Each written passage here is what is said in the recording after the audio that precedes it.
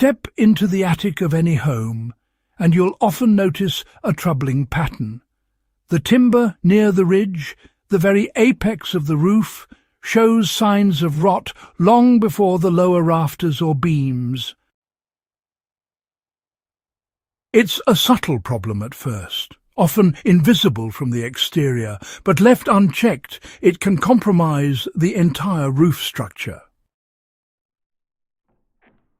Why does this happen, and how did ancient builders prevent it without modern chemicals or engineered wood?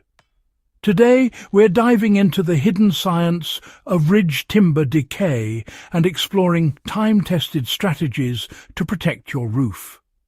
Subscribe to Echoes of Valor now, because this knowledge could save decades of maintenance and extend the life of your timber. The first reason timber near the ridge rots faster is moisture accumulation. Hot air rises and carries water vapour with it, which often condenses at the highest point of the roof, especially in poorly ventilated attics. This condensation seeps into timber joints and boards, creating an environment where rot-causing fungi thrive. Medieval and Renaissance builders understood this danger intuitively. They designed roofs with ventilation at the ridge and eaves, allowing a continuous flow of air that carried moisture away from critical timber sections. Today, incorporating ridge vents or small, unobstructed airflow channels is a simple yet highly effective way to prevent condensation-related decay. Another factor is snow and rain runoff.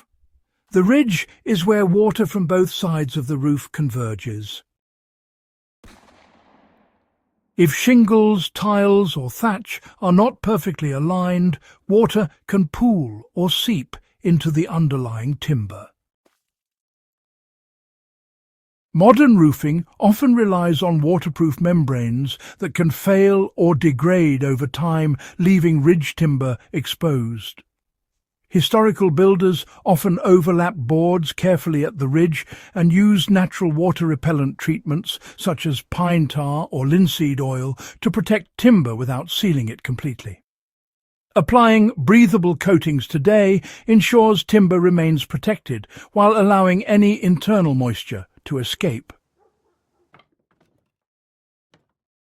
Timber selection and preparation also played a crucial role.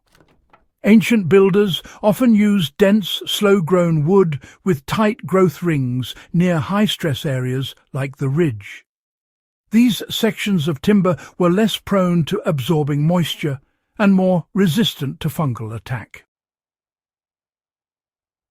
Wood was air-seasoned for months or, well, sometimes even years before installation, allowing internal moisture to leave gradually.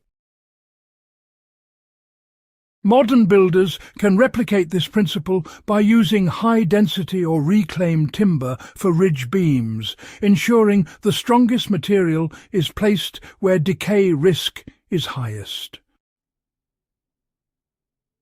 Roof geometry and slope influence ridge durability as well. Steeply pitched roofs, common in historic construction, reduce snow accumulation and prevent water from lingering along the apex. In contrast, shallow modern roofs can leave ridge timber constantly damp, even with proper drainage elsewhere. Extending overhangs and designing the roof to encourage rapid runoff near the ridge can drastically reduce exposure to standing water, directly preventing one of the main causes of timber rot. Joinery and load distribution are equally critical. Timber at the ridge supports the convergence of all roof forces, meaning even minor movement can stress boards and joints. Medieval builders often used interlocking scarf joints, wooden pegs, and carefully angled beams to allow slight flexibility. This prevented cracks from forming where water could enter and initiate decay. Modern construction, with rigid nails or screws, often neglects this natural movement, creating stress points where moisture can infiltrate. Flexible joinery or engineered solutions that mimic this movement can help protect ridge timber today. Ventilation and insulation must work together. In historic roofs, insulation was often minimal, and the combination of air gaps and breathable roofing materials prevented moisture buildup. Today, tight insulation without proper ventilation traps humid air, especially near the ridge, accelerating decay. Maintaining continuous airflow along the ridge and under roof sheathing ensures condensation is carried away before it damages timber, replicating centuries-old wisdom. Regular inspection and maintenance were part of the strategy for preserving ridge timber. Medieval builders and homeowners routinely checked their roofs after storms or heavy snow, replacing or adjusting shingles and clearing debris that could trap moisture. You know, modern homeowners often overlook ridge inspection, and this, unfortunately, leaves minor leaks to escalate into serious structural damage. Seasonal checks of ridge timber, shingles and ventilation paths really do allow for early intervention and prevent rot from spreading. Applying these lessons today is both practical and, well, quite actionable. Make sure your ridge timber is dense and properly seasoned.